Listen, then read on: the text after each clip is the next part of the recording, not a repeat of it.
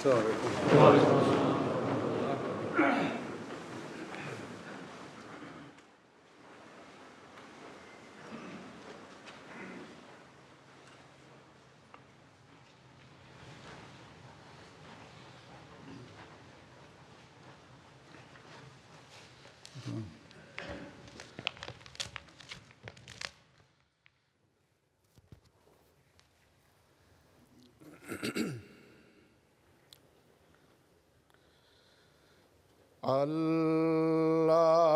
الله أكبر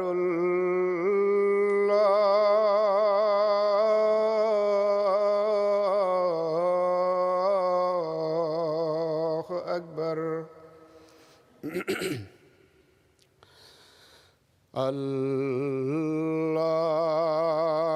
أكبر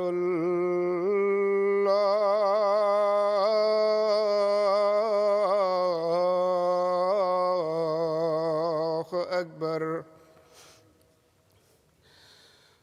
أشهد أن لا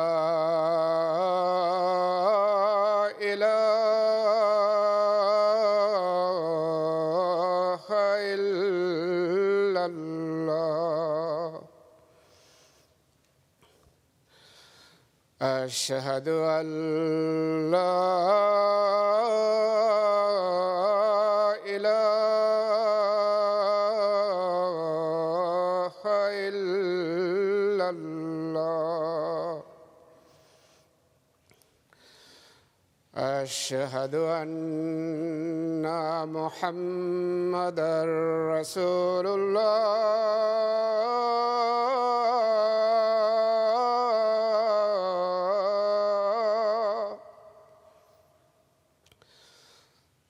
أشهد أن محمدًا رسول الله حي على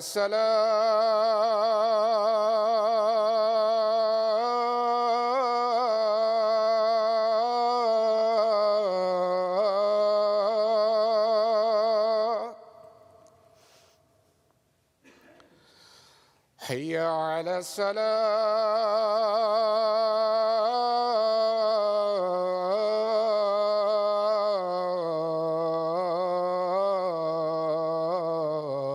الصلاة حي على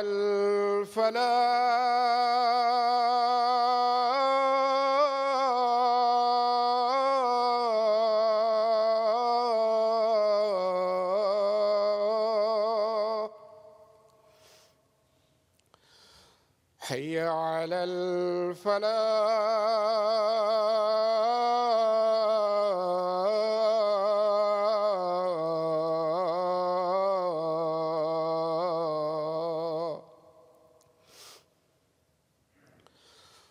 الله أكبر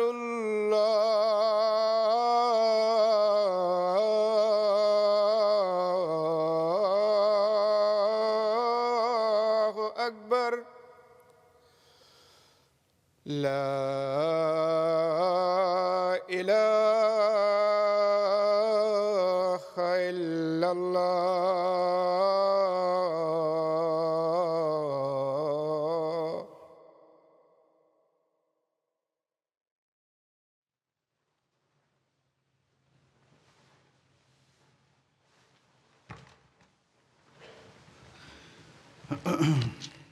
السلام عليكم ورحمة الله.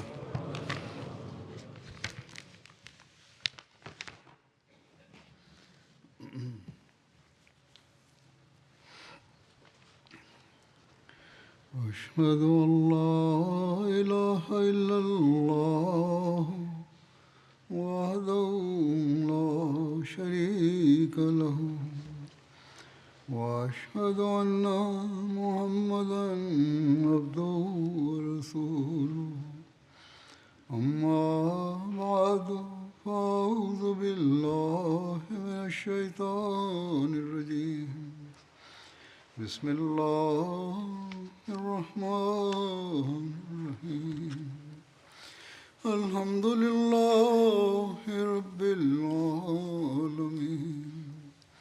الرحمن الرحيم مالك يوم الدين إياك نعبد وإياك نستعين اهدنا الصراط المستقيم صراط الذين أنعمت عليهم غير المغضوب عليهم ولا الضالين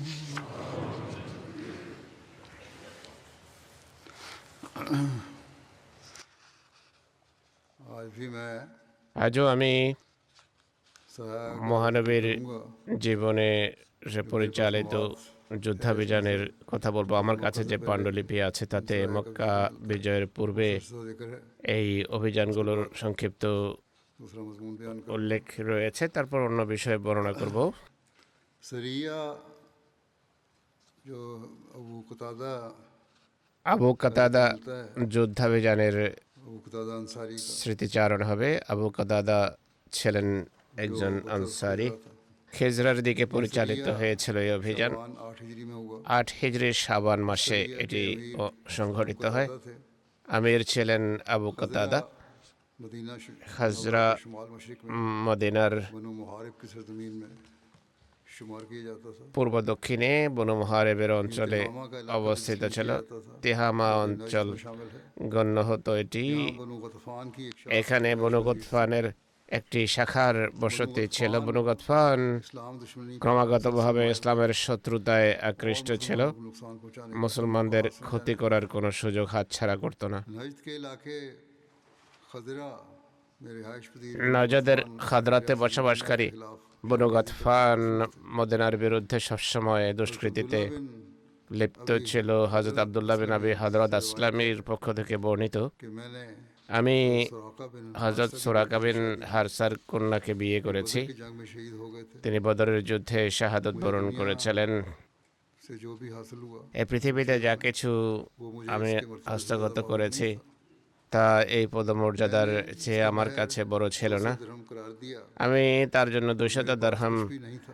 নির্ধারণ করি, কিন্তু তাকে দেওয়ার মতো কিছুই ছিল না আমার হাতে। ये अल्लाह और उसका रसूल ही करवाएंगे। আমি বললাম আল্লাহ এবং তার রসুলই এটি नबी करीम আদায়ের वसल्लम के पास ব্যবস্থা করবেন। আমি মহানবীর কাছে আসি এবং এ সম্পর্কে তার সাথে কথা বলি। आप सल्लल्लाहु अलैहि वसल्लम তিনি সাল্লাল্লাহু আলাইহি সাল্লাম বলেন, तुमने कितना मेहर मुकर्रर किया है? কত মোহরানা তুমি নির্ধারণ করেছো? আমি বললাম 200 দিরহাম। হে আল্লাহ রসুল সাল্লাল্লাহু আলাইহি ওয়াসাল্লাম, मेहर में मेरी मदद फरमाइए। আপনি এটি আদায়ের ক্ষেত্রে আমার সাহায্য করুন। হুজুর সাল্লাল্লাহু আলাইহি ওয়াসাল্লাম বলেন, আমার কাছে তো এখন কিছুই নেই যার দ্বারা তোমাকে সাহায্য করতে পারি, কিন্তু मैं अबू कतादा আমি তোমাকে आदमियों के साथ আবু কাতাদার নেতৃত্বে একটি निकलना चाहते যুদ্ধাভিযানে পাঠাতে চাই। তুমি কি বের হবে?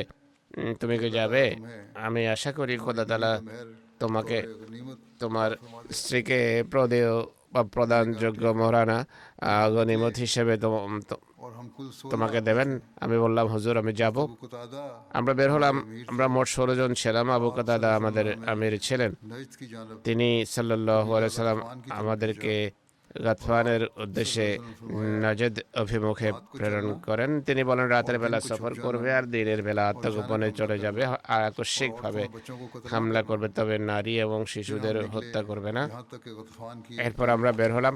গাতফানের একটি প্রান্তে পৌঁছে গেলাম। যখন অন্ধকার खुदा ने हमें खुतबा दिया ছেয়ে যায়, আবু কাতাদা খুতবা দেন এবং আমাদেরকে খোদাভীতির নসিহত করেন। जोड़ियां बना दी দুই দুই ব্যক্তির জোড়া বানিয়ে अपने साथी বলেন, से প্রত্যেক ব্যক্তি যেন তার সাথী থেকে পৃথক না হয় যতক্ষণ না তাকে শহীদ করে দেওয়া হয় বা তার সম্পর্কে আমাকে খবর দেয়। आदमी मेरे पास ना আর এমন কোনো ব্যক্তি যেন আমার কাছে না আসে যাকে আমি জিজ্ঞেস করলে সে এই উত্তর দিবে যে তার কথা আমি জানি না। तकबीर कहूँ তোমরা সাথে থাকবে পরস্পরের। আমি যখন তাকবীর পড়ি তোমরা তাকবীর পড়ো, আমি যখন হামলা করি তোমরাও হামলা করবে। ताकुब करने में আর পিছু ধাওয়া করতে গিয়ে অনেক দূর ताकुब नहीं करना दूसरे বেরিয়ে যাবে না। কেউ যদি जाने देना उसको দৌড়ে যায়, পালাতে চায়, তাকে পালাতে দাও। আমরা गाँव का मुहासरा कर लिया। উপস্থিত সেখানকার अबू লোকদের कतादा ने अपनी तलवार न्याम से ঘিরে निकाली ফেলি। আবু কতাদা তার তরবারি तकबीर कही খাপ থেকে বের और করেন, हमने भी अपनी তাকবীর तलवारों को न्यामों से বলেন। निकाल लिया আমরাও তরবারি খাপ और থেকে आपके साथ तकबीर বের कही। করে তার चुनांचे সাথে हमने वहाँ पर मौजूद लोगों তাকবীর को পড়ি। इशारे আমরা में উপস্থিত मैंने লোকদের উপর देखा হামলা कि করি। इसमें से হঠাৎ एक করে আমি तलाश का आदमी দেখলাম তাদের মধ্য नंगी থেকে तलवार सौंते এক आहिस्ता आहिस्ता चल रहा था। দীর্ঘকায় ব্যক্তি कह নগ্ন रहा था, তরবারি বের করে ধীরে "हे ধীরে বলছিল, मुसलमान, आओ হে जन्नत की तरफ।" মুসলমানরা, জান্নাতের দিকে मैं इसके पीछे चल ছুটে पड़ा। আসো। আমি তার काफिर था, পিছনে যাই। तंज़िया अंदाज में कह रहा था, কাফের "जन्नत ছিল, चाहिए ना तुम्हें? तो आओ ঠাট্টা जन्नत করছিল যে জান্নাতের প্রয়োজন वो আছে, जन्नत তাই না, कहकर আসো। জান্নাত हमारा मजाक বলতে उड़ा रहा বলতে था। সে রসিকতা जान করছিল गया আমাদের সাথে। আমি वो मुड़कर आएगा। বুঝতে পেরেছি যে সে ফিরে मैं उसके আসবে। पीछे निकल पड़ा। আমি তার পিছু मेरा ধাওয়া साथी করি। कहने लगा, আমার সাথী "दूर বলছিলেন, मत जाना। দূরে যেও না। हमारे अमीर ने আমাদের हमें আমির ढूंढने के लिए আমাদের मना निकलने से मना किया কাউকে খোঁজার জন্য বের হতে বারণ कहते हैं, मैंने করেছেন। पा लिया আমি তাকে দেখতে और उसकी পেয়েছি, नंगी তার कमर की तरफ নগ্ন तीर फेंक दिया। বা উলঙ্গ उसने फिर कहा, পিঠকে লক্ষ্য করে "हे তীর मुसलमान।" নিক্ষেপ করে সে जन्नत আবার के বলে, হে करीब हो। মুসলমান, জান্নাতের फिर तंज़िया अंदाज में कहा, সন্নিকটে আসো। मैंने दोबारा उसकी আবার तरफ तीर फेंका ঠাট্টা করে और उसे আমি कत्ल আবার कर दिया। তীর নিক্ষেপ করি এবং मैंने তাকে उसकी तलवार হত্যা ले করি। ली। তার তরবারি আমি मेरा दोस्त मुझे নিয়ে पुकार নিই। रहा আমার था, বন্ধু আমাকে ডাকছিল "तुम कहाँ चले गए যে थे?" কোথায় চলে গেছো। अल्लाह की कसम, খোদার কসম, मैं अबू कतादा की तरफ আমি गया। আবু কাতাদার उन्होंने পেছনে मुझसे तुम्हारे मुतल्लिक গিয়েছি। पूछा। मैंने उन्हें তিনি बता दिया। আমাকে তোমার मैंने সম্পর্কে कहा, জিজ্ঞেস করেছেন। "क्या আমি अमीर ने তাকে मेरे बारे অবহিত में করি। पूछा?" আমি জিজ্ঞেস করলাম, আমির কি জিজ্ঞেস করেছেন? और वो मुझ पर और तुम पर সে गुस्सा বলে, हो रहे थे। হ্যাঁ, उसने कहा, আমির उसने অসন্তুষ্ট मुझे হচ্ছিলেন बताया আমার প্রতি এবং তোমার कि প্রতি। मुसलमानों ने हमारे সে गनीमत বলে যে जमा कर মুসলমানরা মালে গনিমত और उनके सरकर्दा लोगों को कत्ल कर दिया। সমবেত করে তাদের নেতৃস্থানীয় লোকদের चुनांचे হত্যা मैं করেছে। हज़रत अबू कतादा के पास আমি आया আবু কাতাদার কাছে तो आपने मुझे मलामत ফিরে की। আসতে তিনি আমায় कहा, मैंने एक आदमी বকাঝকা कत्ल করেন किया। এবং আমি उसका বলি, मामला यूं এক था ব্যক্তিকে আমি হত্যা और করেছি। वो ऐसे ऐसे कह रहा সে था। এইভাবে কথা বলছিল। फिर हमने जानवरों এরপর को আমরা मारा গবাদি পশু और হেঁকে औरतों নিয়ে को আসি, दुबार कर लिया। মহিলাদেরকেও हमारी সাথে तलवारें নিয়ে पठान আসি। के साथ আমাদের लगी हुई थीं। তরবারি পালানের सुबह हुई, সাথে ঝুলন্ত मेरे ছিল मुंह से প্রভাতে। कतरे बह रहे थे। আমার ওঁট থেকে एक রক্ত औरत ने ঝরছিল। जो এক हरिन की মহিলা तरह बार-बार যে पीछे হরিণের देख মতো रही थी বারবার পেছনে और रो তাকাচ্ছিল रही थी। আর কাঁদছিল। मैंने पूछा, "क्या देख আমি रही हो?" জিজ্ঞেস করলাম, কি उसने দেখছো? कहा, "अल्लाह की সে বলে, कसम, খোদার কসম, मैं एक शख्स को देख रही আমি हूँ। এক ব্যক্তিকে अगर वो দেখছি, जिंदा होता যদি তিনি জীবিত तो থাকতেন हमें तुमसे बचा लेता। আমাদেরকে তোমাদের मेरे दिल में হাত ये থেকে बात आई রক্ষা कि করতেন। वो शायद वही আমি है ভাবলাম যে जिसे मैंने कत्ल कर दिया। হয়তো সেই और ব্যক্তির ये उसकी কথাই तलवार বলছে है যাকে আমি হত্যা जो করেছি। पालान के এটি साथ তার लटकी हुई है। তরবারে যা कहने পালানের लगी সাথে कि अल्लाह की ঝুলন্ত कसम, রয়েছে। সে বলে, খোদার কসম, ये उसकी तलवार की এটি न्याम তার है। তরবারির খাপ। उसके पास उसकी न्याम थी তার तलवार। কাছে তরবারির খাপ ছিল। इसमें दाखिल करके देख, এতে अगर তরবারি तू ঢুকিয়ে तू দেখো। सच्चा है। যদি তুমি मैंने সত্যবাদী दाखिल হয়ে की থাকো। আমি तो তাতে पूरी তরবারি आदमी ने। ঢুকালাম আর সেই चुनांचे वो তরবারি रोने তাতে लगी। পুরো फिर हम এঁটে যায়। সেই नबी মহিলা करीम কাঁদছিল। सल्लल्लाहु अलैहि वसल्लम की এরপর खिदमत আমরা में মহানবীর ऊँट बकरियां लेकर आए। সকাশে উঠ এবং एक रिवायत के मुताबिक গবাদি পশু নিয়ে আসি। सहाबा इस এক मुहिम में রওয়ায়াত 15 অনুসারে रात बाहर रहे এই অভিযানে और 15 রাত 200 ऊँट, সাহাবীরা বাইরে 1000 ছিলেন। बकरियां 200 উট, और बहुत से 1000 कैदी लाए। ছাগল এবং অনেক खुमस বন্দী अलग নিয়ে किए আসা गए হয়। খোমস और পৃথক हर করা एक হয় हिस्से সবার में ভাগে। 12 ऊँट आए। এক একজনের ভাগে एक ऊँट 12টি को উট 10 बकरियों के পরে। बराबर काट একটা दिया উট 10টি উটের সমান, 10টি जबकि एक दूसरी ছাগলের रिवायत সমান के আখ্যায়িত मुताबिक করা হয়। इस অন্য सरगर्मी রওয়ায়াত में অনুসারে এই 200 অভিযানে ऊँट, 200 উট, 2000 बकरियां 2000 ছাগল और बहुत से कैदी এবং गनीमत অনেক में हासिल की। বন্দী মালে গনিমত হিসাবে হস্তগত হয়। फिर एक जिक्र একটি से সেনা हुआ, অভিযান हज़रत अबू कतादा बता এজম উপত্যকার দিকে পরিচালিত হয়েছে। এটির নেতৃত্বে ছিলেন আবু কাতাদা রাদিয়াল্লাহু তাআলা আনহু। 630 হিজরির জানুয়ারিতে এটি হয়। মদিনা থেকে 30 মাইল পূর্বে নজদ উপত্যকায় অবস্থিত এই জায়গাটি। এখানে গাতফানের একটি শাখা বনু আশজার বসতি রয়েছে। এই অভিযানের কারণ হলো कि जब रसूलुल्लाह মহানবী सल्लल्लाहु अलैहि वसल्लम সাল্লাল্লাহু আলাইহি ওয়াসাল্লাম যখন फतह मक्का के लिए मक्का की तरफ जाने का इरादा মক্কা फरमाया, বিজয়ের উদ্দেশ্যে মক্কা অভিমুখে যাত্রার পরিকল্পনা করেন। हज़रत अबू कतादा को তিনি হযরত আবু কাতাদা রাদিয়াল্লাহু আনহুকে এজম উপত্যকার দিকে প্রেরণ করেন, जो मदीने से मशरिक की যা तरफ, মদিনা থেকে পূর্ব দিকে অবস্থিত, মক্কা দক্ষিণে অবস্থিত। ताकि लोग ये समझें যেন মানুষ हज़रत सल्लल्लाहु अलैहि वसल्लम की रवानगी এই ধারণা করে मक्के की तरफ नहीं बल्कि মহানবী इज़्म की जानब होगी। মক্কা নয় বরং ইজমের দিকে যাচ্ছেন। सरिये के कायद এক রওয়ায়াত অনুসারে এই সেনা অভিযানের নেতৃত্বে ছিলেন হযরত আব্দুল্লাহ বিন আবি হাদরাত। अबू कतादा के साथ হযরত আবু কাতাদার সাথে 8 জন সাহাবী ছিলেন, যাদের मुहल्लिम একজন হযরত মুহাইলিম বিন জিসাম আলাইসি, হযরত আব্দুল্লাহ বিন আবি হাদরত বর্ণনা করেন, আমরা যখন এজম উপত্যকায় পৌঁছি সেখানে আমের বিন আজবদ আশজাই আমাদের পাশ দিয়ে যায়। সে সেখানে এসে ইসলামের রীতি অনুসারে তাদেরকে সালাম করে। মুসলমানরা এই কারণে তার উপর হামলা করা থেকে বিরত থাকে, কেননা এটি ইসলামের শিক্ষা। কিন্তু হযরত মুহাইলেমের সাথে তার পূর্ব থেকে কোনো বিবাদ ছিল, তাই তিনি আমের বিন আজবাদের উপর হামলা করে তাকে হত্যা করে, তার ধন সম্পদ এবং উট করতলগত করে।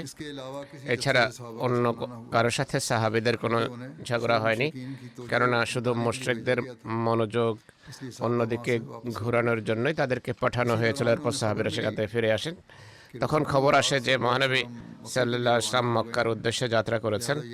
এ কারণে তারাও মক্কার দিকে যাত্রা করেন। পথিমধ্যে মহানবীর সাথে গিয়ে তারা মিলিত হন। মহানবীর কাছে আসলে এই যে হত্যার ঘটনা ঘটেছে পুরোটি মহানবীকে অবহিত করা হয়। ইতিহাস গ্রন্থে লেখা আছে এই আয়াত, ইয়া আইয়ুহাল্লাযীনা আমানু ইযা দারাবতুম ফি সাবিলিল্লাহি ফাতাবায়্যানু ওয়া লা তাকুলু লিমান আলকা ইলাইকুমুস সালাম লাস্তা মুমিনা তাবতাগুনা আরাদাল হায়াতিদ দুনিয়া ওয়া ইনদাল্লাহি মাগানিমু কাসীরা কাযালিকা কুনতুম মিন ক্বাবল ফামান্নাল্লাহু আলাইকুম ফাতাবায়্যানু ইন্নাল্লাহা কানা বিমা তা'মালুনা খাবীরা। হে যারা ঈমান এনেছো, আল্লাহর পথে যখন সফর করো ভালোভাবে অনুসন্ধান করে নিও।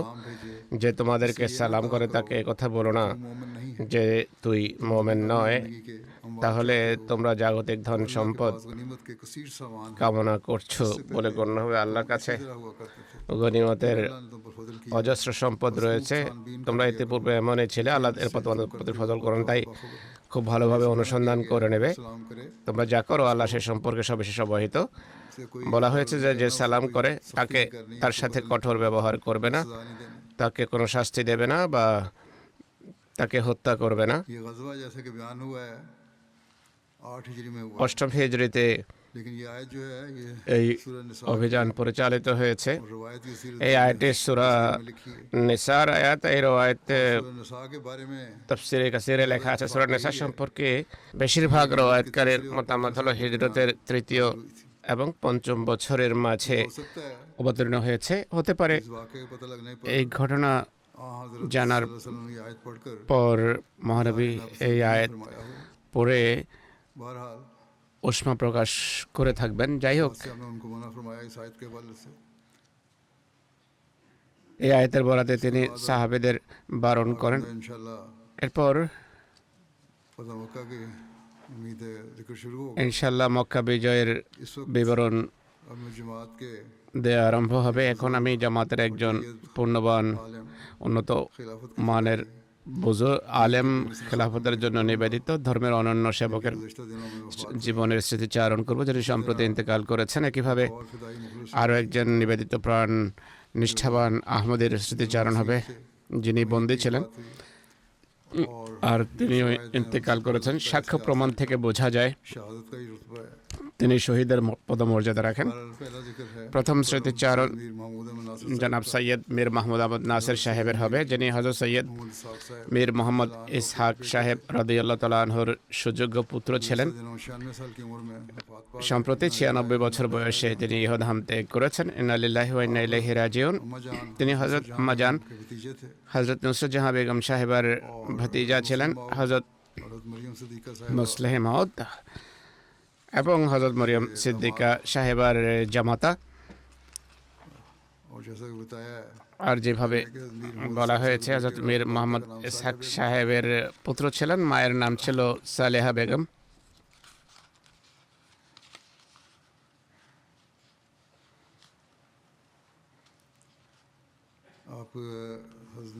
তিনি হযরত মীর নাসির নবাব সাহেবের পৌত্র ছিলেন। তার মায়ের নামও ছিল সালেহা।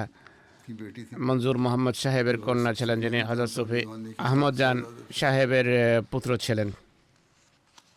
सैयद महमूद अहमद साहब সৈয়দ মাহমুদ আহমদ সাহেব दाई तालीम उन्होंने कादियान से প্রাথমিক हासिल की পড়ালেখা কাদিয়ানি করেছেন। পাঞ্জাব বিশ্ববিদ্যালয় থেকে বিএ পাশ করেন।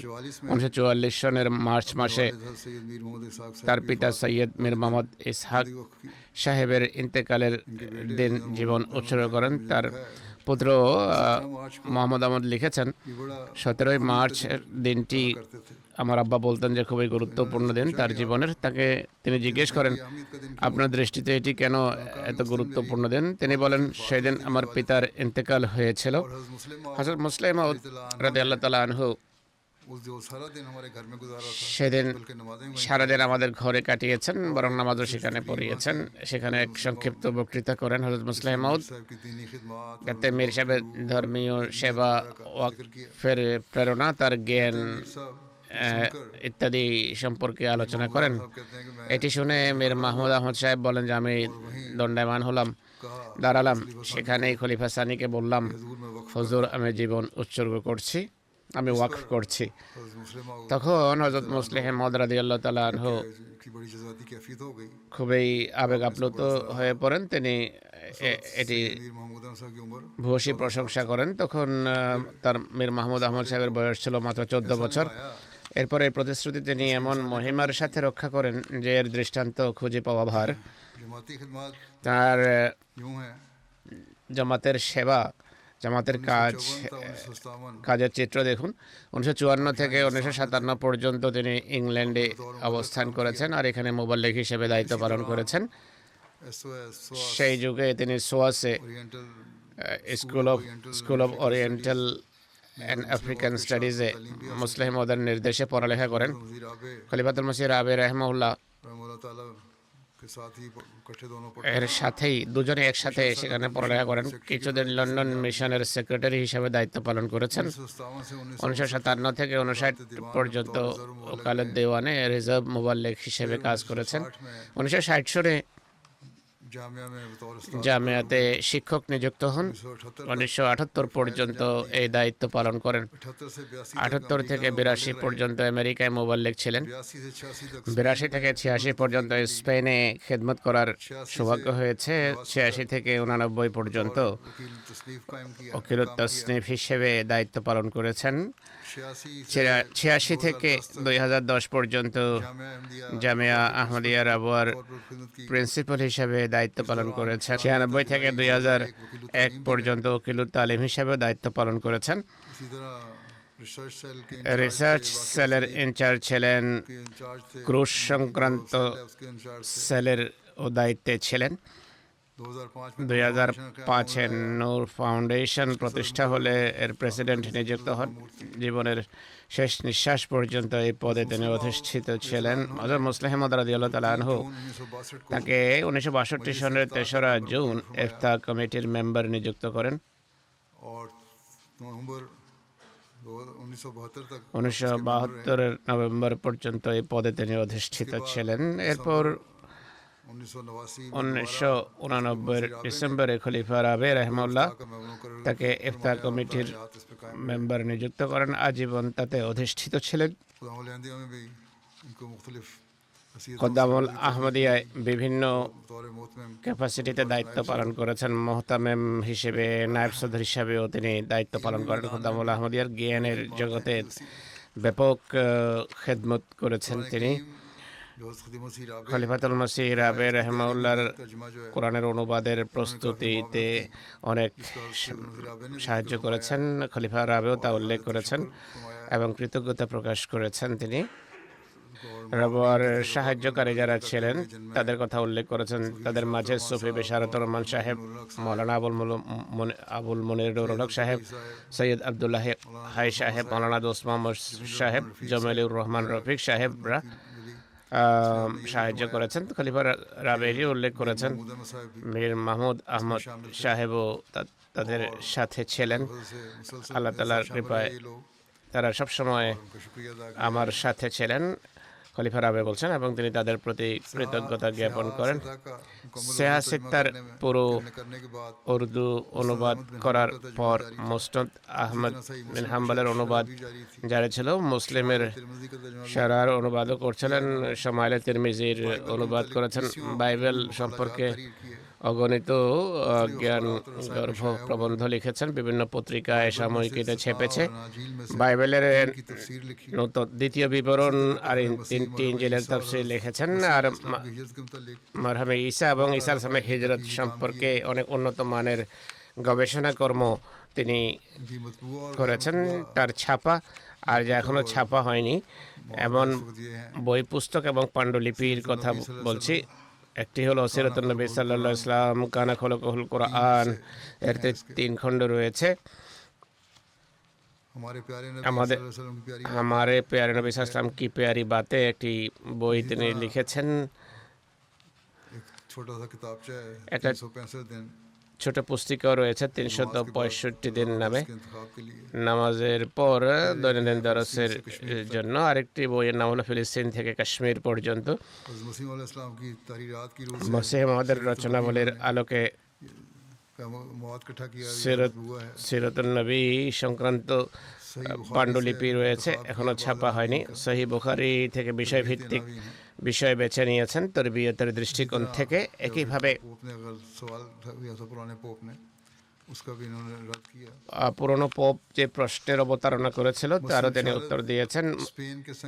স্পেনের বিশারদ মসজিদের ভিত্তি প্রস্তর রাখার সময় যে মূল পাথরে খলিফা সালেস দোয়া করিয়েছিলেন, সেই পাথরও শ্রদ্ধেয় মীর সাহেব নিজেই উঠাচ্ছিলেন। মসজিদ বিশারদ স্পেনের নির্মাণের সময় তার স্ত্রী এবং তিনি খেদমত করার সুযোগ পেয়েছেন। খলিফা রাবেও সেটি উল্লেখ করেছেন। 1955 সনে জলসা সালানার উদ্বোধনের সময় খলিফা সানি রাদিয়াল্লাহু তাআলা আনহু 8টি বিয়ের এলান করেন। সেগুলোর একটি ছিল সৈয়দ মীর মাহমুদ আহমদ সাহেবের। খলিফা সানি তার কন্যা আব্দুল মতিনের সাথে পড়িয়েছিলেন। খলিফা সানি রাদিয়াল্লাহু তাআলা আনহু বলেন, সাধারণ রীতি অনুসারে বিয়ে 29 ডিসেম্বরে হয়, কিন্তু এই বিয়েগুলোতে কিছু ব্যতিক্রম ধর্মের বিষয় আছে। একটি হলো এই নিকাহ আমার মেয়ে আব্দুল মতিনের, যা হচ্ছে সৈয়দ মীর মাহমুদ আহমদ সাহেবের সাথে, যিনি মীর মোহাম্মদ ইসহাক সাহেবের পুত্র। এরপর এর বিস্তারিত বিবরণ দিতে গিয়ে বলেন, মাহমুদ আহমদ এখন লন্ডনে বিয়ে পড়ালেখা করছে। আল্লাহ তাআলার কৃপায় সবকিছু ভালো থাকলে আগামী বছর মে মাসে তিনি ফিরে আসলে আমি এই 3 জনের, অর্থাৎ মাহমুদ আহমদ যিনি আমার জামাতা, খলিফা সানি তার নাম উল্লেখ করেন। মাহমুদ আহমদ যে আমার জামাতা, দাউদ আহমদ যে আমার জামাতা, সৈয়দ মীর দাউদ সাহেবের কথা উল্লেখ করলেন। তাহের আহমদ যিনি উম্মে তাহের মরহুমার পুত্র, খলিফা মুসির রাবের কথা উল্লেখ করেন। সেখানে অর্থাৎ ইংল্যান্ডে রেখে এসেছি পড়ালেখার জন্য, আর ভবিষ্যতে জামাতের সেবা করার উদ্দেশ্য। তাদের জন্য আমার তাকিদপূর্ণ নির্দেশ হলো ইংরেজিতে দক্ষতা যেন তারা অর্জন করে। যদি ইংরেজির ভালো জ্ঞান অর্জন হয়, তিনজনেই যেহেতু আলেম ফাজল, আর তাদের আরবের শিক্ষা দীক্ষাও যেহেতু অতি উন্নত মানের, এর পাশাপাশি যদি ইংরেজিও ভালোভাবে শিখে, তাহলে কোরআনের অনুবাদ, হযরত মসিহ মওদের বই পুস্তকের অনুবাদ ইংরেজি ভাষায় করে জামাতের প্রচার প্রসার তাবলীগের সহায়ক হতে পারে। রিভিউ অফ রিলিজিয়নের জন্য ভালো কোনো এডিটরের, যোগ্য এডিটরের প্রয়োজন। এই উদ্দেশ্যে আমি আমার সন্তানদের সেখানে রেখে এসেছি। যদিও আমার এই অসুস্থতা এবং দুর্বলতার মাঝে 2 জামাতা এবং 1 পুত্রকে সেখানে পড়ানো আমার জন্য অনেক কঠিন কাজ, কিন্তু আমি ভাবলাম জামাতের সমস্যা আমার সমস্যা থেকে অনেক বড়।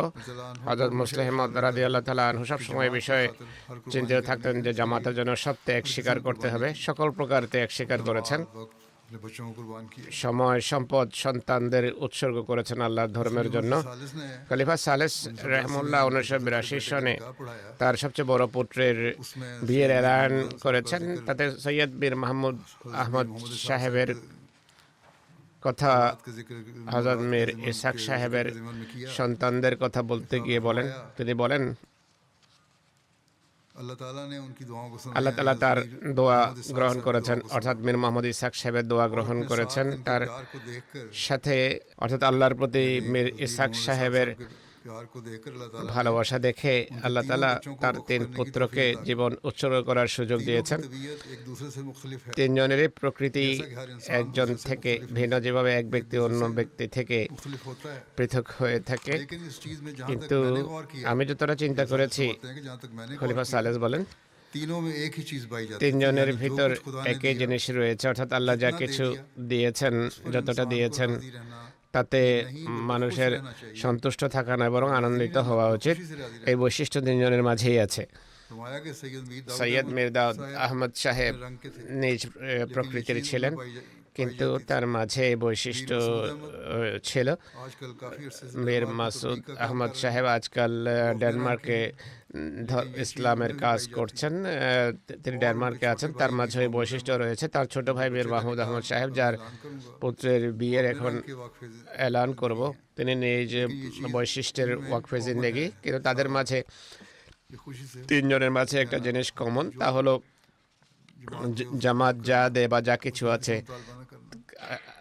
তা নিয়ে সন্তুষ্ট থাকার, কারো কাছে হাত না পাতা। असल में आगे चला है। তার পিতার এই উত্তরাধিকার সবাই পেয়েছে। আল্লাহ তাআলা হযরত মামুজান साहब की औलाद রাদিয়াল্লাহু তাআলা আনহু অর্থাৎ মীর ইসহাক সাহেবের সন্তানদের প্রতি অনেক বড় কৃপা করেছেন। জামাতের জন্য এটি একটি দৃষ্টান্ত। हर हालत में हंसते और তারা সর্বাবস্থায় হাসি মুখে जो हर वक्त खुदा ताला के शुक्रगुजार बंदे बनते এসেছেন। আমরা সবসময় খোদার কৃতজ্ঞ বান্দা হিসেবে তার কৃতজ্ঞতার গান গেয়ে करने वाले हैं। নিজেদের জীবন অতিবাহিত दुआ दी कि করেন। এরপর দোয়া করেন যে, इन चीज़ों को তিনি বলেন, দোয়া করুন তাদের ভবিষ্যৎ প্রজন্মও যেন এইসব গুণে গুণান্বিত হয়। शेर व शायरी से भी शौक কবিতা লেখারও রুচি ছিল তার।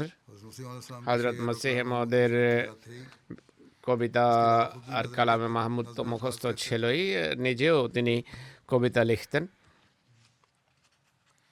फिर एक दफ़ा इन्होंने मुरब्बियों को একবার जामिया में যারা জামে আসতে চায়, মুরব্বী হতে চায়, মুরব্বী হওয়ার বাসনা রাখে, তাদেরকে একটি নসিহত করেন আর একটা কর্মপন্থা বা একটা মোটো দিয়েছেন। তা খুবই উত্তম, মৌলবীদের সামনে রাখা উচিত। বরং প্রত্যেক ব্যক্তি যে জামিয়া আসতে চায় বা যারা জামিয়ায় পড়ছে, তাদের এটি সামনে রাখা উচিত। প্রথম কথা যা লিখেছেন তা হলো, প্রতিদিন প্রভাতে 3টার সময় উঠে ওযু করে পাকিস্তানের সময় অনুসারে তাহাজ্জুদের সময় এটি 3টা বাজে উঠে তাহাজ্জুদ পড়ুন। দৈনিক 5 বেলা নামাজ মসজিদে গিয়ে বা জামাত পড়ুন। और वहाँ रबा में रहने वालों को नसीहत की कि রাবুয়ায় বসবাসকারীদের নসিহত করেন যে অন্ততপক্ষে এক বেলার নামাজ মসজিদে মুবারকে পড়ুন। প্রতিদিন খোদার সন্তুষ্টি অর্জনের জন্য, মহানবীর ভালোবাসার উদ্দেশ্যে, হযরত মসিহ মওদের ভালোবাসার জন্য, খেলাফতের প্রতি ভালোবাসার জন্য দোয়া করুন। পঞ্চম কথা, তাসবিহ, দরুদ শরীফ, ইস্তেগফারকে নিজের রীতি এবং পন্থা হিসাবে অবলম্বন করুন। খলিফাতুল মসির बात के साथ दुआ की दरखास्त কাছে खत लिखा करें। ভালোবাসার আবেগ নিয়ে দোয়ার চিঠি লিখুন। সপ্তম কথা যা বলেছেন তা হলো, जिम्मेदारियां आसान तरीके पर अदा करें। নিজের উপর যে দায়িত্ব রয়েছে সেটি উত্তমভাবে পালন করুন। পিতামাতার সেবা করুন। वो दूर हैं तो उन्हें তারা দূরে दुआओं में থাকলে याद रखें। তাদেরকে দোয়ায় স্মরণ রাখুন। नवीं बात ये কোরআনের शरीफ की আক্ষরিক लफ्ज़ी और এবং मुहावरा सीखने की বাগধারাগত অনুবাদ শেখার চেষ্টা করুন। দশম কথা হলো, রুহানি খাজায়েন অন্ততপক্ষে 3 বার 11 ये कि रोज़ाना पाठ अल-फज़ल करुन। और एक आम अखबार, দৈনিক আল ফজল এবং অন্য একটি সাধারণ रोज़ाना अल-फज़ल और एक পত্রিকা आम अखबार পড়ুন। पढ़ें। रोज़ाना खिदमत खल्क़ का एक অন্ততপক্ষে প্রত্যহ काम ज़रूर करें। একটি মানব সেবামূলক কাজ করুন। इनके बेटे इस गुलाम अहमद फर्रुख তার পুত্র সৈয়দ গোলাম মোহাম্মদ ফারুক বলছেন তার সম্পর্কে की चंद बातें पेश करता हूँ। কয়েকটি কথা উপস্থাপন করছি হুজুর। अब्बा को अल्लाह ताला से जो मोहब्बत थी, इसका খোদা इजहार তাআলার नमाज প্রতি और जिक्र আব্বার इलाही से होता था। যে ভালোবাসা ছিল তার নামাজ এবং জিক্রে এলাহিতে প্রতিভাত হয়। মসজিদে তার জিক্রে এলাহি বা নামাজের চিত্র আমি দেখেছি। অত্যন্ত বিগলিত চিত্তে घर में नमाजें वो तो নামাজ পড়তেন। ঘরের होती हैं, उनमें नहीं নামাজ কেমন ছিল তা তো আমরা जानते। জানি না, एक- কিন্তু एक বাইরেও अजीब कैफियत होती थी नमाज की। নামাজের সময় এক অভাবনীয় অবস্থা ताल्लुक था। পরিলক্ষিত হতো। এক সহজাত এবং অকৃত্রিম সম্পর্ক প্রকাশ পেত। তিনি প্রকাশ করতেন না, কিন্তু অনেক সময় এর বহিঃপ্রকাশ তো হয়েই যায় বা মানুষ নিজেই দেখে নোট করে। উদাহরণস্বরূপ তার পুত্র লিখেছেন, আব্বার নোটবুক দেখি আমি, তাতে প্রত্যেক দিনই আল্লাহ শব্দ লেখা দেখি। किया तो मालूम हुआ চিন্তা করে দেখলাম कि जब भी अपने যে कलम में যখনই रोशनाई কলমে से आई, কালি ভরতেন প্রথম শব্দ তিনি আল্লাহ লিখতেন। और इस तरह बाज़ আর औरात এইভাবে डायरियों पर कई कई लाइनों में सिर्फ अल्लाह लिखा हुआ था। অনেক ডায়েরি বা পৃষ্ঠার পর পৃষ্ঠা শুধু আল্লাহ শব্দ লেখা দেখেছি। अपने आखिरी सालों में জীবনের শেষ उन्होंने एक দিনগুলোতে लिखा था, নিজের "हे কক্ষে मेरे একটা अल्लाह, সেন্টেন্স লিখে রেখেছেন, হে আল্লাহ তিয়ামু। मैंने पूछा इसका मतलब क्या আমি है? জিজ্ঞেস করি এর অর্থ কি? তিনি বলেন এটি ইতালিয়ান ভাষার कि I love you। বাক্য। তিয়ামুর অর্থ হলো আই লাভ ইউ, আমি তোমাকে ভালোবাসি হে আল্লাহ। हमदे बारी ताला पे इनकी एक খোদার প্রশংসা সংক্রান্ত তার একটি নজমও আছে। একটি বাক্য হলো, আমি যেন তোমাকে দেখি, তোমার সাথে যেন কথা বলারও আমার সুযোগ এবং সৌভাগ্য হয় হে আল্লাহ। बीमारी के दिनों में অসুস্থতার দিনগুলোতে इसका ऑपरेशन हुआ तो একবার তার অপারেশন হয়, আসসালামু আলাইকুম আওয়াজ আসে আল্লাহর পক্ষ থেকে, আরোগ্য লাভ করেন। তার ইবাদত এবং ताल्लुक बिला से ही वाबस्ता था। নামাজের দর্শন ও আল্লাহর সাথে সম্পর্কের সাথে সম্পৃক্ত ছিল। এই দুটোকে পৃথক করা যায় না। অনেক সময় তাহাজ্জুদে নিজের দোয়ার রীতি উল্লেখ করেছেন। প্রথমে আল্লাহর প্রশংসা এবং আল্লাহর সাথে সম্পর্কের জন্য দোয়া করি। একদিন আমাদেরকে বলেন, প্রত্যেকদিন তাহাজ্জুদে डॉक्टर सैयद প্রথমে इस्माइल साहब আমার চাচা जिलानो की नज़म के अशार पढ़ता हूँ। ডক্টর সৈয়দ নূর মোহাম্মদ ইসমাইল সাহেবের নজমের পংক্তি পড়ি, যা আমার চাচা লিখেছেন। এর শিরোনাম ছিল তুম বা তুমি। প্রথম পংক্তি হলো, হৃদয়ের বেদনার চিকিৎসা তুমি, আমাদের বন্ধু তুমি, তোমাদের উদ্দেশ্য আমরা আর আমাদের লক্ষ্য তুমি। তাহাজ্জুদে দোয়ার রীতিও তিনি উল্লেখ করেছেন। সংক্ষেপে তার পুত্র বলছেন, সংক্ষেপে উল্লেখ করছি। প্রথমে আল্লাহর প্রশংসা এবং দরুদ শরীফের পর হযরত মসিহ মওউদ এবং তার পরিবার পরিজন, খলিফা মসিহ মওউদ এবং তাদের পরিবার পরিজন, হযরত মুসলিহ মওউদ এবং তার পরিবার পরিজনের জন্য পৃথক। এরপর তার দাদা হযরত মীর মোহাম্মদ নাসির নবাব সাহেব থেকে আরম্ভ করতেন। दर्जा बदर्जा नीचे आते এইভাবে ক্রমান্বয়ে अपनी औलाद में सबसे पहले সবার জন্য করতেন। সন্তানদের মধ্য থেকে প্রথমে মেয়ের জন্য, তারপর পুত্রদের জন্য बात की দোয়া अदायगी का করতেন। असल जरिया বান্দার कोई समझते थे। অধিকার প্রদানের প্রথম মাধ্যম হিসেবে দোয়াকেই তিনি অবলম্বন করতেন। खिलाफत से मोहब्बत लगती थी। খেলাফতের প্রতি तो ভালোবাসা তো ছিলই, সবচেয়ে তার বড় ভালোবাসা ছিল মহানবী সাল্লাল্লাহু আলাইহি সাল্লামের সাথে গভীর প্রেমের সম্পর্ক ছিল তার। রাসূলুল্লাহর প্রতি, রাসূলুল্লাহর সুন্নত মেনে চলার বিষয়ে খুব সচেষ্ট থাকতেন। ছোট ছোট কথায় এর বহিঃপ্রকাশ ঘটত। कहते हैं ইনি তার পুত্র ফরাক বলছেন যে দুই একবার যা ঘটে তা হলো, তিনি কোনো কষ্টদায়ক চেয়ারে বসেছিলেন, আমি দ্বিতীয় আরামদায়ক চেয়ারে বসে থাকতাম। আমি উঠে তার জন্য চেয়ার খালি করে দিলে তিনি বসতেন না। তাতে বলতেন যে মহানবী को उसकी जगह से उठ কাউকে তার জায়গা থেকে উঠিয়ে বসতে নিষেধ করেছেন। তুমি আমার পুত্র ঠিক আছে, কিন্তু রাসূলুল্লাহর সুন্নত পরিপন্থী যে অন্যের বসার জায়গায় আমি বসবো। इसी तरह रास्ता में একইভাবে পথিমধ্যে करने में पहल करने की कोशिश প্রথমে সালাম দেওয়ার চেষ্টা করতেন। জুমার দিন জুমার নামাজের পর এবং আসরের নামাজের পর দোয়ায় রত থাকতেন। আর সেই সময় কারো कोई इनसे मिलने মোলাকাতের জন্য আসা তিনি পছন্দ করতেন না। दूर सल्लल्लाहु মহানবী সাল্লাল্লাহু আলাইহি ওয়াসাল্লাম, কেননা মহানবী সাল্লাল্লাহু আলাইহি ওয়াসাল্লাম বলেছেন যেটি দোয়া গৃহীত হওয়ার সময়। कहते हैं हम बच्चे भी इससे गुरेज करते थे कि इनके पास इस वक्त में जाएं। আমরা নিজেরাও সেই সময় তার কাছে যাওয়া পছন্দ করতাম না। মহানবীর জন্মদিন এবং মৃত্যুদিন আর মসিহ মওউদ আলাইহিস সালামের জন্মদিন এবং মৃত্যুদিনে বিশেষভাবে कसरत से पढ़ने की नसीहत करते অজস্র ধারায় দরুদ পড়ার নসিহত করতেন। নিজেও প্রায় সময় সুবহানাল্লাহ ওয়া বিহামদিহি সুবহানাল্লাহিল আযীম আল্লাহুম্মা সাল্লি আলা মুহাম্মাদিন ওয়া আলি মুহাম্মদ পড়তেন। कहते हैं मैं एक दफा कादियान गया একবার কাদিয়ান ये दुआ लिख के दी যায় আমাকে দোয়া লিখে দিয়েছেন कि दारुल मसीह के हर দারুল कमरे में মসির सबसे প্রত্যেক पहले एक কামরায় दुआ मेरी तरफ से সর্বপ্রথম একবার আমার পক্ষ यानी থেকে मीर साहब की तरफ से অর্থাৎ दुआ মিশরের पढ़ना পক্ষ থেকে और हज़रत मसीह अलैहि এই सलाम के দোয়া मज़ार मुबारक পড়ো में दुआ মসিমদের কবরেও ওই দোয়া করো। পুত্রকে তিনি এই নসিহত 1990 করেছিলেন। 1990 সনে पर एक मुकदमा कायम हुआ তার বিরুদ্ধে একটি মামলা হয়। मजलिस शुरा में इजहार মজলিসে শুরায় মতামত ব্যক্ত করার 298 সাথে সম্পৃক্ত ছিল 298 সি সংক্রান্ত মামলা ছিল। বিচারক अपनी तकरीर में তাকে বলে যে আপনি বক্তৃতায় মহানবী এবং সাহাবীদের অবমাননা করেছেন, অসম্মান করেছেন। তিনি কঠোর ভাষায় জাজের কথা প্রত্যাখ্যান করেন তার সামনেই मुझे बताते थे এবং मुझे इस बात की बड़ी বলেন तकलीफ थी। যে এই কথায় আমার অনেক কষ্ট হয়েছে। जज ने आपको कहा বিচারক তাকে मीर महमूद अहमद বলে মীর মাহমুদ আহমদ বিতর্ককালে মহানবী সাল্লাল্লাহু আলাইহি ওয়াসাল্লাম এবং সাহাবীদের সম্পর্কে অসম্মানজনক শব্দ ব্যবহার করেছেন। তখন মীর মাহমুদ আহমদ সাহেব বলেন যে এটি আমার প্রতি একটা মিথ্যা অপবাদ, এটি মিথ্যা झूठ है মিথ্যা মিথ্যা মিথ্যা। আমি মহানবী সাল্লাল্লাহু আলাইহি ওয়াসাল্লাম এবং সাহাবীদের আন্তরিকভাবে की रसालत पर শ্রদ্ধা করি, তাঁর রিসালাতে পূর্ণ ঈমান রাখি। তিনি বলেন আমি সৈয়দ, তাঁর বংশের অন্তর্ভুক্ত মিথ্যাবাদীকে অভিসম্পাত করি।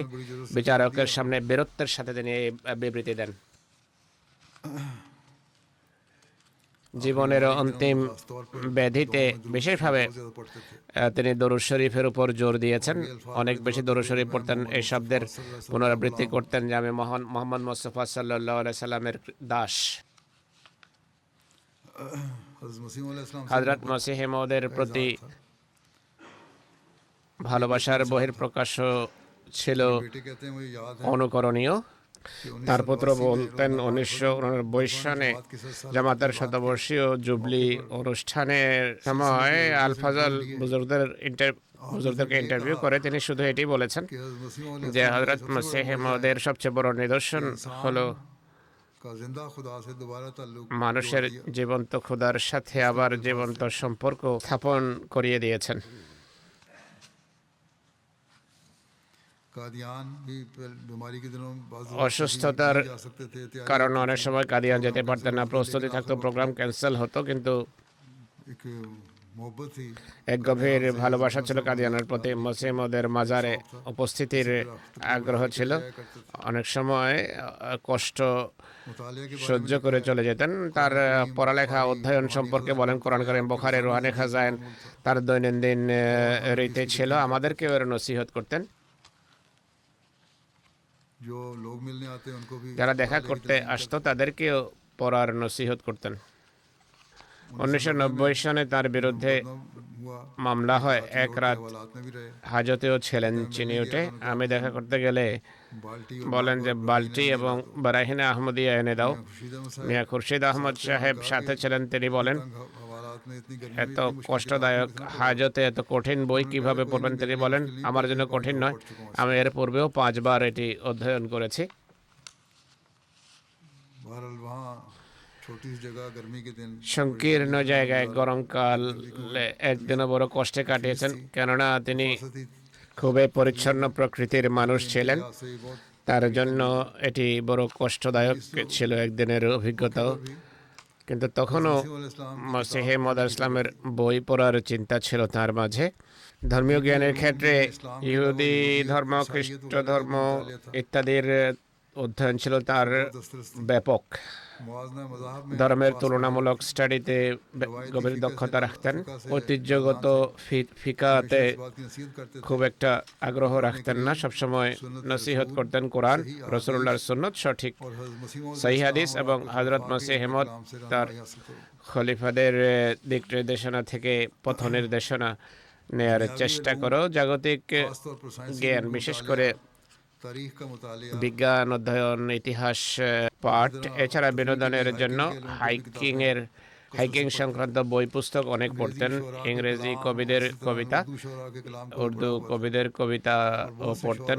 অনেক के शेर याद थे। কবির কবিতা এবং अपने পংক্তি তার iPad पर মুখস্থ ছিল, शोरा তার कलाम को আইপ্যাডে सुनते भी थे। তিনি ज़ुबानें কবিদের सीखने का मलका था। কবিতা শুনতেন। उर्दू, ভাষা अरबी, শিক্ষার अंग्रेजी দক্ষতা ছিল के উর্দু, अलावा আরবি, स्पेनिश, ইংরেজি ছাড়াও স্প্যানিশ, इटालियन ইতালিয়ান और इब्रानी पर এবং खासा হিব্রু अबूर हो गया था। ভাষায় ব্যাপক দক্ষতা অর্জন इटालियन के করেছিলেন। प्रोग्राम तो टीवी ইতালিয়ান और iPad অনুষ্ঠান पर बड़े টেলিভিশন से देखते थे। এবং আইপ্যাডে রীতিমতো इसके लिए वजह ये দেখতেন। थी এর কারণ ছিল कि आपको मुस्लिम হযরত মুসলিহ মাউদ রাদিয়াল্লাহু তাআলা আনহু তাকে কোনো যুগে इटालियन ज़ुबान सीखने का ইতালিয়ান ভাষা শেখার নসিহত করেছিলেন আর বলেছিলেন যে হুজুর তাকে ইতালি পাঠাবেন।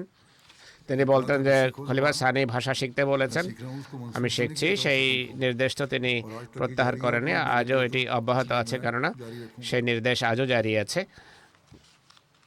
माली कुर्बानी আর্থিক खास जोश से करते थे। কোরবানি বিশেষ উদ্দীপনার সাথে जितना जो भी করতেন। इनके वर्षे में जदाद आई তার যে সম্পত্তি হস্তগত হয়েছে তাৎক্ষণিকভাবে হিসায় জায়দাদ আদায় করেন। মুবাশশির আইয়া সাহেব, যিনি বর্তমানে জামিয়ার প্রিন্সিপাল, मीर साहब ने মীর সাহেব খুবই নিষ্পাপ এবং পবিত্র মানুষের ন্যায় জীবন কাটিয়েছেন। খুবই পরিচ্ছন্ন প্রকৃতির, বিনয়ী, খোদা নির্ভরতা এবং অল্পে তুষ্টির এক উদাহরণ ছিলেন। জ্ঞানের সমুদ্র ছিলেন, मुफस्सिर भी थे। মুফাসসিরও ছিলেন, মুহাদ্দিসও ছিলেন। জামাতে আহমদিয়ার ইতিহাসের এই প্রথম সৌভাগ্যবান আলেম, যিনি কোরআনের অনুবাদ করার পাশাপাশি পুরো সিয়াসিত্তার उर्दू तर्जुमा करने की উর্দু অনুবাদ করার সৌভাগ্য পেয়েছেন। মীর সাহেবের জীবনের মূলনীতি ছিল কাজ, কাজ এবং কাজ। छुट्टी का लफ्ज़ ছুটি শব্দ মীর সাহেবের জীবনের অভিধানে ছিল না। মীর সাহেব নিঃসন্দেহে খেলাফত দর্শনের আয়না ছিলেন। খেলাফতের আনুগত্য এবং খেলাফতকে ভালোবেসে তিনি দেখিয়েছেন আর বুঝিয়েছেন, अपने अमल से दिखाया। নিজ কর্মের মাধ্যমে দেখিয়েছেন খেলাফতের প্রতি শ্রদ্ধা একে বলে।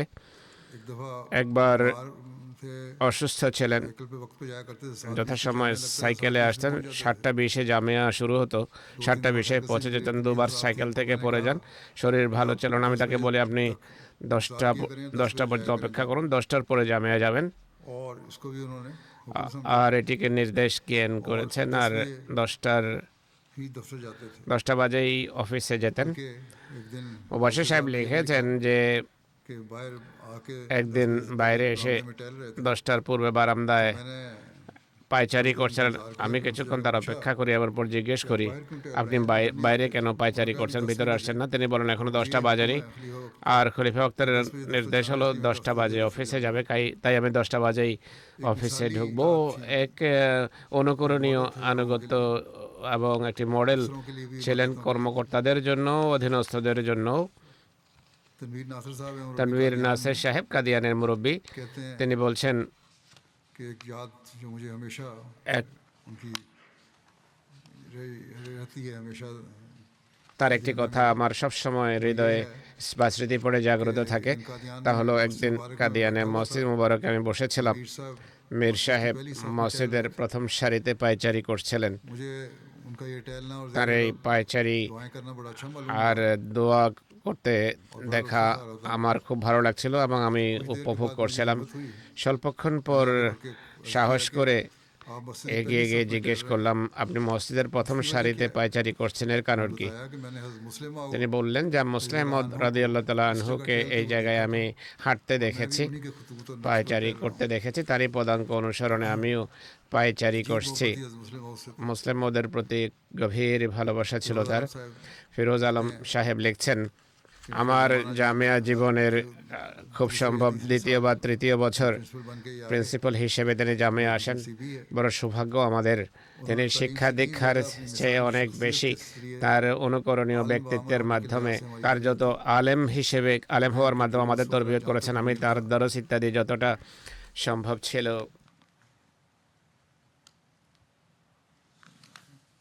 उन पे सुनता और उन पर अमल करने की শুনতাম कोशिश करता। এবং আমল করার চেষ্টা করতাম। ধর্মের তুলনামূলক স্টাডি পড়িয়েছেন, কম্পারেটিভ স্টাডিজ অফ রিলিজন পড়িয়েছেন। প্রায় সময় বিভিন্ন যুক্তি প্রমাণ লেখাতেন এবং বোঝাতেন। ताहिरात में पेश हुआ है। মসিহ মওদের রচনাবলিতে যাও याद है एक दफ़ा ছিল তা থেকে।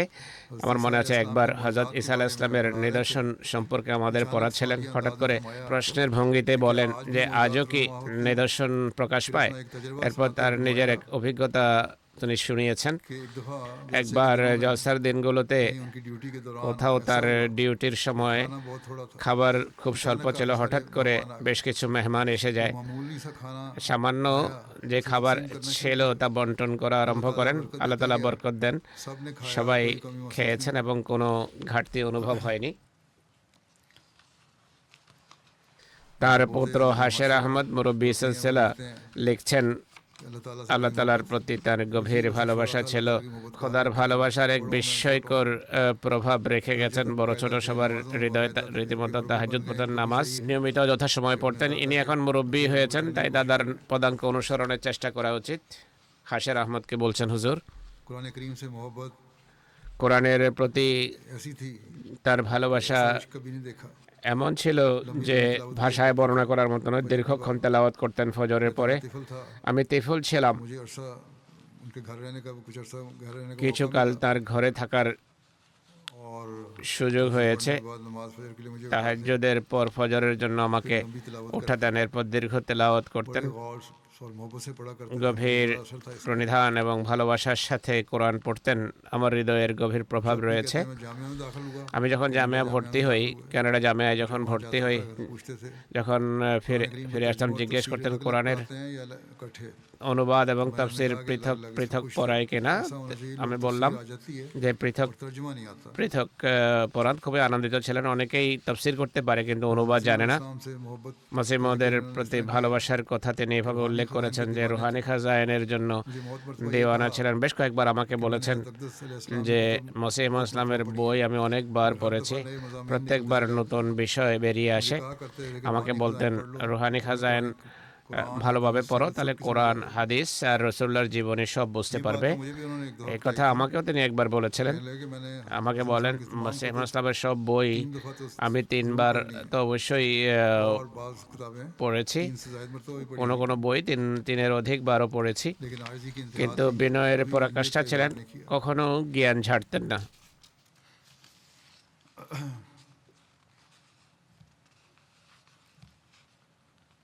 एक दो खुतबा कहते हैं सुन रहे थे एक दफा একবার ঘরে খুতবা শুনছিলেন, होगी रबों में बिजली अक्सर বিদ্যুৎ বন্ধ হয়ে যায়। পাকিস্তানে প্রায় সময় বিদ্যুৎ চলে যায়, টেলিভিশন বন্ধ হয়ে যায়। मैं उठ के जाने लगा, টেলিভিশন বন্ধ হয়ে গেলে আমি ছোট ছেলে উঠে যাচ্ছিলাম। बिजली आ जाए তিনি বলেন যে বসো, তুমি তো জানো না কখন বিদ্যুৎ আসবে, খলিফা আক্তার আবার খুতবা শুরু হয়ে যাবে আর তুমি তার लाश नहीं था। কথা মিস করবে। এটি তার কাছে অসহনীয় ছিল। বসো, দোয়া করতে থাকো, যাওয়ার প্রয়োজন নেই। इसमें भी बड़ी बरकत होती है। এতেই অনেক বরকত নিহিত।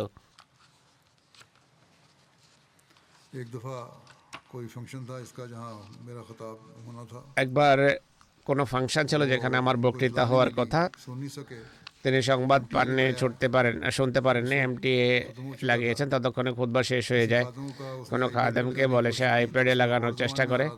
ভিন্ন ভাষায় আসছিল, তিনি তাও শুনতে থাকেন। उनको আমি এসে উর্দুতে খুতবা লাগিয়ে দিয়েছি। খুবই আনন্দিত ছিলেন এবং কৃতজ্ঞ ছিলেন যে मेरी बहुत मदद की, তুমি আমাকে সাহায্য করেছো, আমার প্রতি অনুগ্রহ করেছো। शुक्रगुजारी के শিশু সন্তানদের প্রতিও তিনি কৃতজ্ঞতা প্রকাশ করতেন।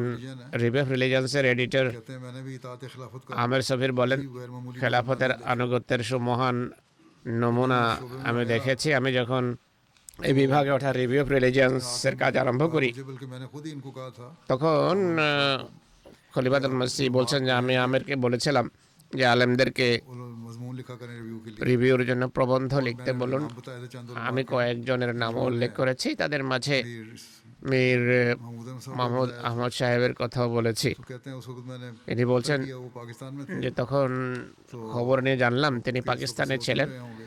রাত্রে 10টা বা 11টা। আমার আশঙ্কা ছিল যে কোথায় ঘুমিয়ে পড়েননি, তো তার আত্মীয় স্বজন বলেন যে না, फोन किया এখনো ঘুমাননি। আমি ফোন করি, তার স্ত্রী ফোন উঠিয়েছেন। तो मैंने उनसे कहा कि আমি তাকে বললাম এভাবে কথা বলতে চাই। তিনি বলেন যে ঘুমাচ্ছেন। मीर साहब ने কিন্তু মীর সাহেব এর চোখ খুলে যায়। তিনি बात सुनी ये बातों से, কথা শোনেন, তার চোখ খুলে যায়। तो उन्होंने बात की তিনি কথা বলেন। আমি বললাম যে খলিফাতুল মসিহ कि आप বলেছেন যে আপনি অমুক বিষয়ে রিভিউর জন্য প্রবন্ধ লিখুন। इस वक्त तो তিনি বলেন আমি তো এখন বুঝতে পারছি না, সকালবেলা বলবো। बहरहाल अगले दिन যাই হোক, পরের दिन साहब ने মীর সাহেব एक 15 सफ़े का मजमून 15 পৃষ্ঠার এক প্রবন্ধ লিখে আমাকে পাঠিয়ে দিয়েছেন। अमर আমি সেই প্রবন্ধটি হুজুর বলছেন আমের সফিরকে পাঠিয়ে দিই, ये मजमून की तरफ से आया है। যে মীর সাহেব এই প্রবন্ধ পাঠিয়েছেন। মীর সাহেব তাতে লিখেছেন যে রাতে এক ছেলের ফোন এসেছে, যাতে बात की थी खलीफतुल मसीह का ये সেই খলিফাতুল মসির নির্দেশের কথা উল্লেখ করে मैंने যে दिया पहली খলিফা বলেছেন প্রবন্ধ লিখুন। किस्त 15 सफ़े আমি প্রথম কিস্তি পাঠাচ্ছি 15 পৃষ্ঠার, বাকি ইনশাআল্লাহ পাঠাতে থাকবো। এতটা इताअत करने वाले थे। আনুগত্যকারী ছিলেন তিনি খেলাফতের। पहले बता दिया कि তার অন্য আনুগত্যের কথা তো বললাম যে 10টা বাজার পূর্বে তিনি অফিসে ঢুকেননি, কেননা খলিফার নির্দেশ ছিল সকাল 10টায় অফিসে আসার। फिर जो उनका प्रोग्राम होता था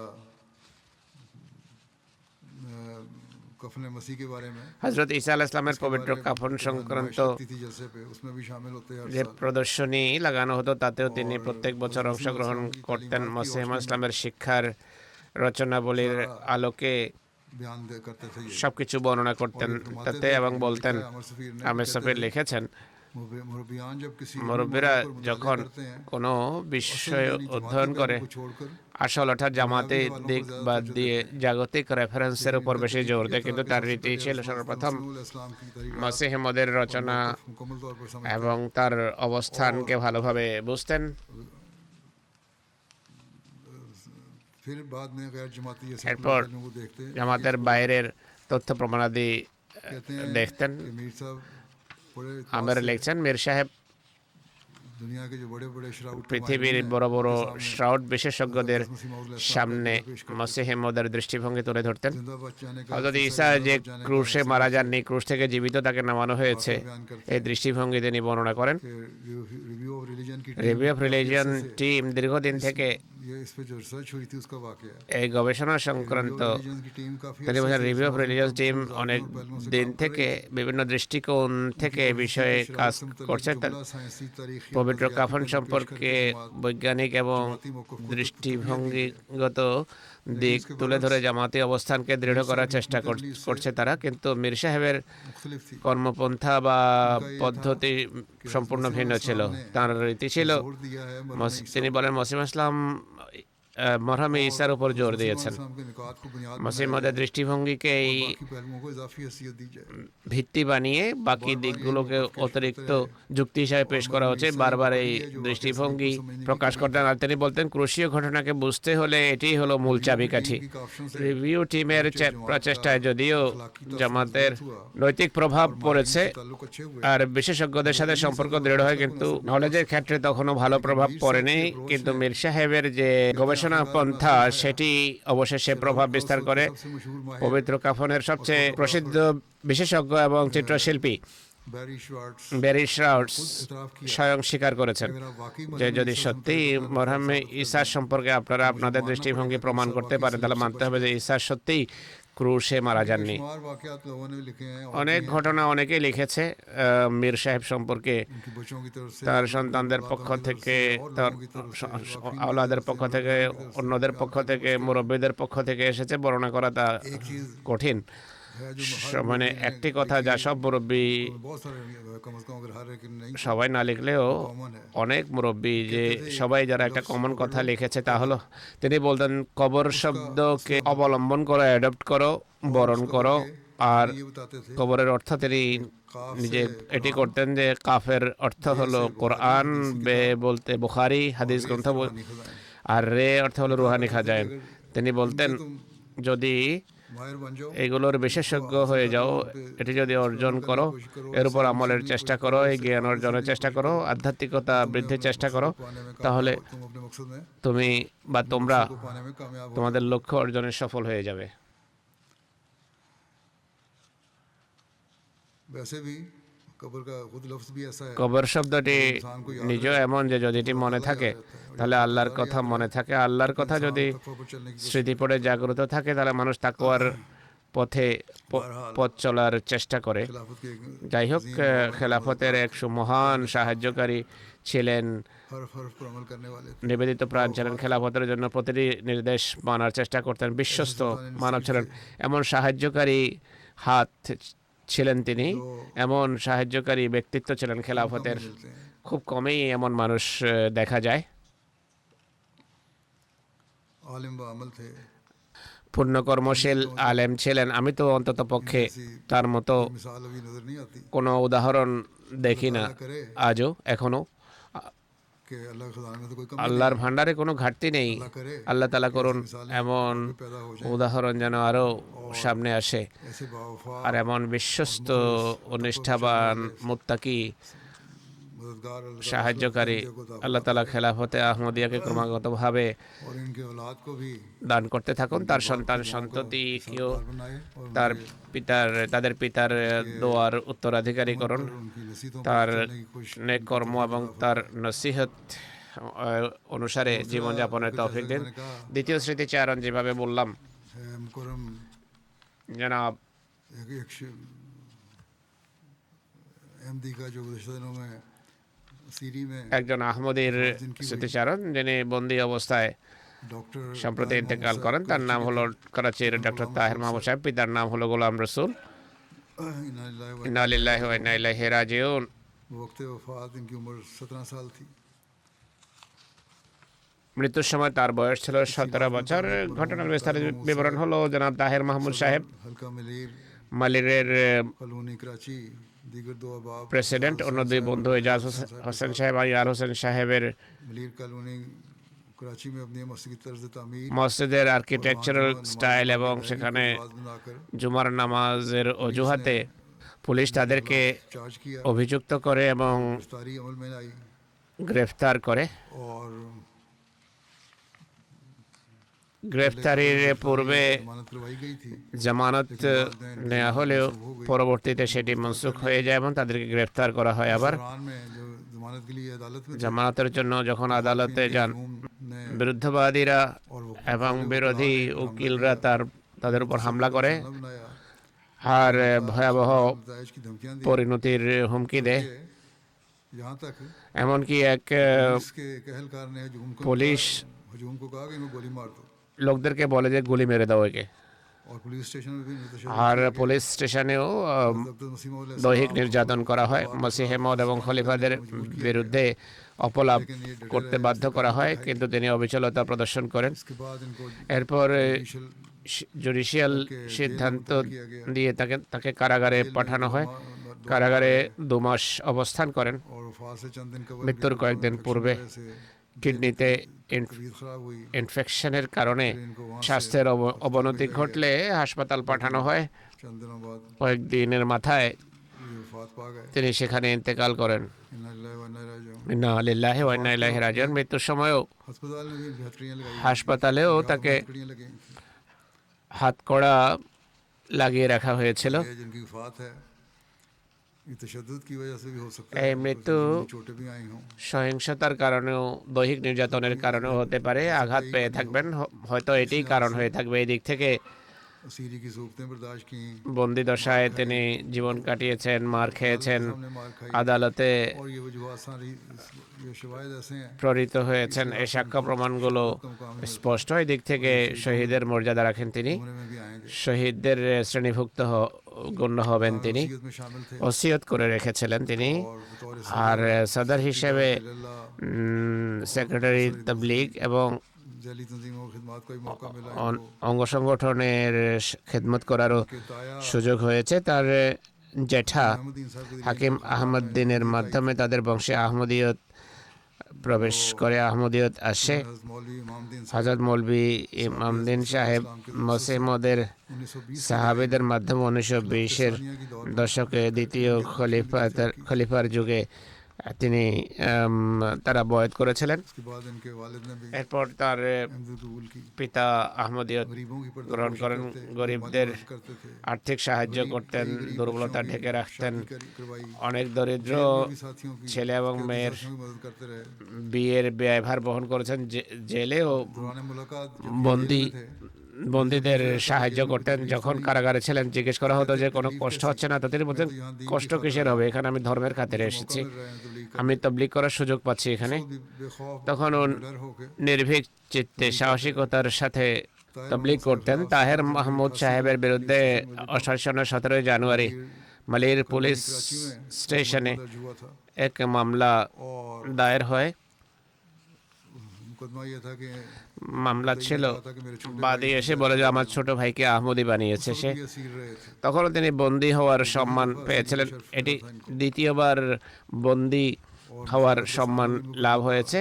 আর 3 दफा इन पर हमले भी हुए। তার উপর 3বার হামলা করা হয়, अल्लाह खुदा के सुपुर्द कर কিন্তু তিনি বিষয় খোদার হাতে ছেড়ে দেন। স্বপ্নে দেখেছিলেন যে হামলাকারী हमलावर अल्लाह ताला की गिरफ्त में आ गया। আল্লাহ তাআলার গজবের শিকার হয়েছে। এরপর সেই ব্যক্তি কোনো ঝগড়ায় झगड़े में নিহত হয়। और इस सूरत हाल से दूसरे जो 2 थे অন্য দুজন যারা ছিল मरहूम के घर তারা आकर মরহুমের माफी मांगी। ঘরে এসে ক্ষমা চায়। उन्होंने फौरन माफी তিনি তাৎক্ষণিকভাবে তাদেরকে ক্ষমা করে দেন। कोई मुकदमा नहीं किया। তাদের বিরুদ্ধে কোনো মামলা করেনি। তার স্ত্রী বলছেন যে আমার সাথে তার ব্যবহার ছিল অনুকরণীয়, জামাতের জন্য নিবেদিত ছিলেন। রাতে मैंने कभी उनसे ফিরে আসলে কখনো কোনো অভিযোগ করিনি, আমি বাধা দিইনি, যে কারণ আমি আন্তরিকভাবে फेल की वजह से अल्लाह ताला का জানতাম काम कर रहा है। যে তার এই এমন কাজের কারণে খোদার बच्चों में से एक কৃপা হচ্ছে আমাদের প্রতি। তার সন্তানদের একজন ওয়াকফে জিন্দেগি জামাতের মুরব্বী। इन्होंने लिखा है कि 1980 তার ছেলে লিখেছেন 1980-র দশকে मौला बनने की আল্লাহর পথে বন্দী হওয়ার সম্মানও লাভ করেছিলেন। তখন उसने वो बहुत तशद्दुद পুলিশ অনেক দৈহিক নির্যাতন চালিয়েছে তার উপর। कोई जब कहता था तशद्दुद কেউ তাকে এরপর कि अब आप এই কথা স্মরণ করিয়ে সাবধান থাকতে বললে তিনি कि मैंने আবেগঘন কণ্ঠে বলতেন যে পুলিশের পিটা আমি इसलिए मुझे कोई डर और खौफ नहीं অনেক খেয়েছি, তো এখন আর আমার কোনো ভয় নেই। এখন আমি दावत इलाहा करता हूँ। उस्मान खान ने ভয়মুক্ত হয়ে তাবলীগ করি। তিনি তার বর্তমানে স্ত্রী মুবাশশিরা সাহেবা ছাড়াও এক পুত্র 3 কন্যা রেখে গেছেন।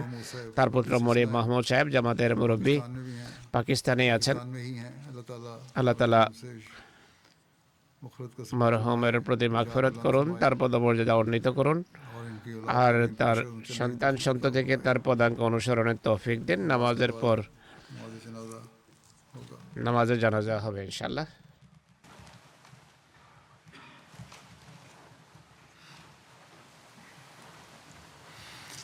الحمد لله نحمده ونستعينه ونستغفره ونؤمن به ونتوكل عليه ونعوذ بالله من شرور أنفسنا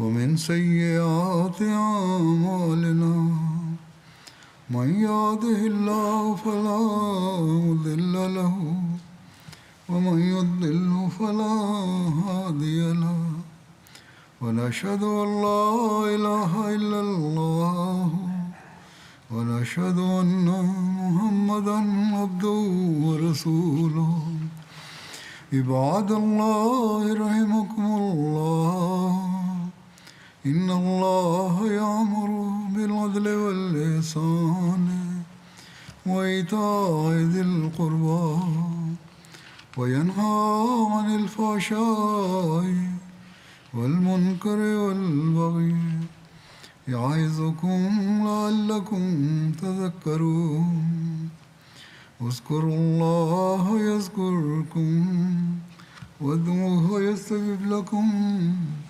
ولذكر الله أكبر.